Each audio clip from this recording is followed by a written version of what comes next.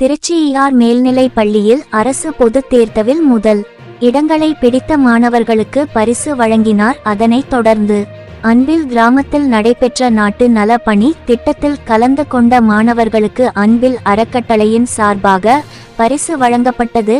நிகழ்வில் மண்டலம் 3 தலைவர் மதிவாணன், மாமன்ற உறுப்பினர் தசரதன், தங்கலட்சுமி, பள்ளியின் தலைமை ஆசிரியர் MA ரமேஷ் குமார், பள்ளியின் செயலர் ராகவன் மற்றும் ஆசிரியர் பெருமக்கள், மாணவர்கள் கலந்து கொண்டு சிறப்பித்தனர். அப்போது மாணவர்களிடம் உரையாற்றிய அமைச்சர், இந்தியாவிலேயே இன்றைய தினம் நாட்டு நல பணி திட்டத்தை சிறப்பாக செயல்படுத்தும் மாநிலம் தமிழ்நாடு. மாணவர்கள் தங்களது தனி திறமைகளை வளர்த்து கொள்ள வேண்டும் என்றும், தனது சக மாணவர், தனது நண்பர்கள் கேட்கும் பாடங்கள் சம்பந்தமான சந்தேகங்களை விளக்கி அவர்களையும் தேர்வில் வெற்றி பெறச் செய்ய உதவ வேண்டும். நம் முதல்வர் கூறுவது போன்று மாணவர்கள் படிப்பில் மட்டுமே கவனம் செலுத்த வேண்டும் என கேட்டுக்கொண்டார். திருச்சி மாவட்ட செய்தியாளர் வ. பாலாஜி. உரையாற்றுகின்ற, ஊக்கப்படுத்துகின்ற, விருது வழங்குகின்ற, பாராட்டுகின்ற ஒரு நல்ல வாய்ப்பினை வழங்கியிருக்கின்ற பள்ளி நிர்வாகத்தின் முதல் நன்றி என தெரிவிச்சுக்கிறேன்.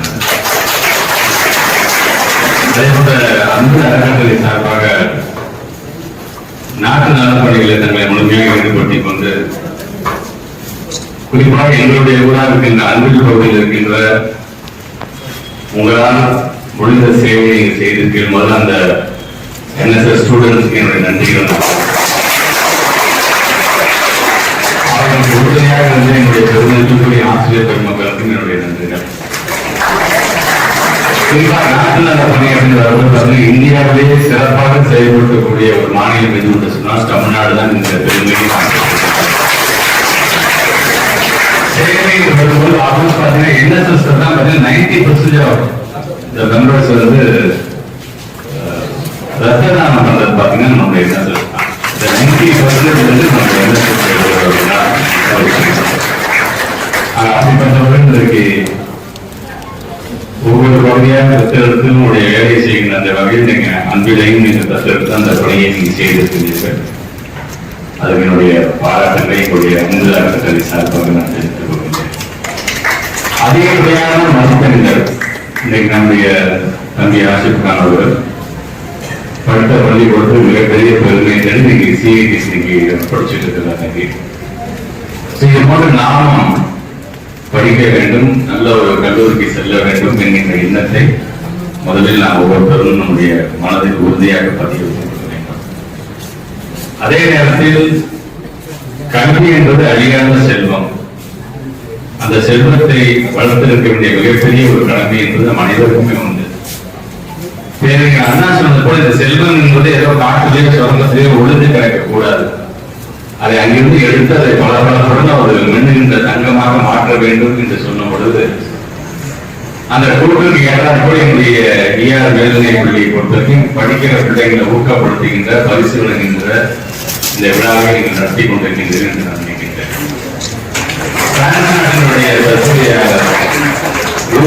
சொல்லுவார், கல்வி என்பது பார்த்தீங்கன்னா இயற்கையானதாக இருக்க வேண்டும், நேச்சுரலா இருக்கணும்னு சொல்றாரு. தனி மனித கல்வியாக இருக்கணும், இண்டிவிஜுவலா நாம எப்படி படிக்கிறோம் அப்படிங்கிறது. அதே நேரத்தில் நடைமுறை பிராக்டிக்கல் கல்வியாக இருக்கணும். இது மூன்றும் இருக்க வேண்டும். வெறும் வகுப்பறையில படிக்கிறது மட்டுமல்ல, நாமே நம்மளுடைய நூலகத்தை தேடி நம்முடைய அறிவை வளர்த்துக் கொள்வதாக இருந்தாலும், அல்லது இது போல மைதானங்களில் விளையாடும் போது அந்த விளையாட்டின் மூலமாக பல்வேறு அறிவுகளை நாம் பெறுவதாக இருந்தாலும், இப்படி நமக்கான ஒரு தனி திறமைகளை வளர்த்துக் கொள்வதாக இதெல்லாம் சேர்ந்துதான் கல்வியா இருக்க வேண்டும். தவிர டெய்லி வராங்க, பாடம் நடத்துறாங்க, டீச்சர்ஸ் ஹோம்ஒர்க் எழுதுறோம், 3 மாசத்துக்கு ஒரு தடவை எக்ஸாம் நடக்குது, மாசத்துக்கு ஒரு எக்ஸாம் நடக்குது, பொது தேர்வு நடக்குது, மார்க் வருது, மார்க்கின் அடிப்படையில நாம் ஒருத்தரோட கம்பேர் பண்ணிக்கணும். அப்படி இருந்து விடக்கூடாது. மதிப்பெண்கள் அவசியம் தான், ஆனால் மதிப்பெண்கள் மட்டுமே ஒருவருடைய வாழ்வில் மதிப்பீடு செய்யாது. தனித்தன்மையும் நீங்கள் வளர்த்துக் கொள்ள வேண்டும். ஆனால் பல படிப்புக்கு நான் போகும்போது சொல்லும் பொழுது எல்லா குழந்தைகளும் 100 வாங்க முடியாது. ஆனா அந்த பிள்ளைகளுக்கு குறைவான மதிப்பெண் பெற்றிருந்தாலும் அந்த குழந்தைகளுக்கு ஒரு தனி திறமை இருக்கும். அந்த திறமையின் மூலமாக 100 வாங்கின மாணவர்கள் சமமாக மதிக்கப்படுவான் இந்த சமுதாயத்தில் என்று சொல்லும் பொழுது, என் படிப்புல எனக்கு இது வருது, இது ஸ்ட்ராங்கா வருது, என்னால் படிக்க முடியுது, மென்மேலும் என்னோட முயற்சி நான் செஞ்சுட்டே இருப்பேன். அதே நேரத்தில் எனக்கு பேஷனே இந்த விளையாட்டு பிடித்திருக்கிறது, எனக்கு பேஷனா நல்ல கவிதை பிடித்திருக்குது என்று சொன்னால் தயவுசெய்து அதை தவிர்த்து விடாதீர்கள். அதையும் சேர்த்தே கொண்டு எக்கனாமிக் ஸ்டடிஸ் முக்கியம் தான். அதே நேரம் ஒரு தனித்திறமை நீங்கள் வளர்த்துக் கொள்ள வேண்டும். ஏன்னா ஒரு பள்ளிக்கூடம் என்பது நான் அடிக்கடி சொன்னா வகுப்பறையில் சொல்வது மட்டுமல்ல, விளையாட்டு மைதானம் நமக்கு பல்வேறு அறிவுரைகளை நமக்கே தெரியாம நம்ம பல்வேறு விதமான அறிவுரை சொல்லி தரக்கூடியது. கலை பண்பாட்டு திருவிழா நம்ம கொண்டாடலாம். பிள்ளைகள் பாடசேர்க்கை பிள்ளைங்க பாருங்க, கவிதை தெரிஞ்ச பிள்ளைங்க கவிதை எழுதுங்கள், நடனம் ஆட தெரிஞ்ச நடனம் ஆடுங்கள், பேச்சு போட்டியில கலந்து கொள்ள முடியும்னா பேச்சு போட்டி சொல்றதுக்கு காரணம் இதெல்லாம் உங்களை அறியாமல் உங்களுக்கான ஒரு தன்னம்பிக்கையை வழங்கும். அந்த தன்னம்பிக்கையை வழங்குவது ஆட்டோமேட்டிக்கா நீங்க பாத்தீங்கன்னா உங்களோட படிப்புல உங்க அதிகப்படியான கவனத்தை செலுத்த முடியும். ஆக இந்த வயது என்பது நம்முடைய மாண்பு தமிழ்நாட்டு முதலமைச்சர் அடிக்கடி சொல்றது மாதிரிதான் படிப்புல மட்டுமே கவனம் செலுத்துங்க. நிறைய டிஸ்ட்ராக்ஷன்ஸ் இருக்குது, இல்லைன்னு சொல்லல. இன்னைக்கு இருக்கிற குழந்தைகளுக்கான சேலஞ்சஸ் எந்த இடத்துலயும் வந்தது. எங்களுக்கு அந்த மாதிரி சேலஞ்சே கிடையாது, டிஸ்ட்ராக்ஷன் ஆகிட்டு இருக்கு. மேக்ஸிமம் போனா நாங்க வெளில போய் கிரிக்கெட் ஆடிட்டு இருக்கோம், டிவியில ஒரே ஒரு சேனல் இருக்கும், அவ்வளவுதான். மொபைல் போனா அப்ப கிடையவே கிடையாது. அப்ப என்னோட வேலை என்பது டீச்சர் சொல்லக்கூடிய அந்த ஹோம்ஒர்க் எழுதி தருவோம், திங்கட்கிழமை வந்தா நம்ம கரெக்டா டீச்சர் திட்டுவாங்க, ஆடிவாங்க, நல்ல பேர் நடந்துருக்கும்னு நினைப்போம்.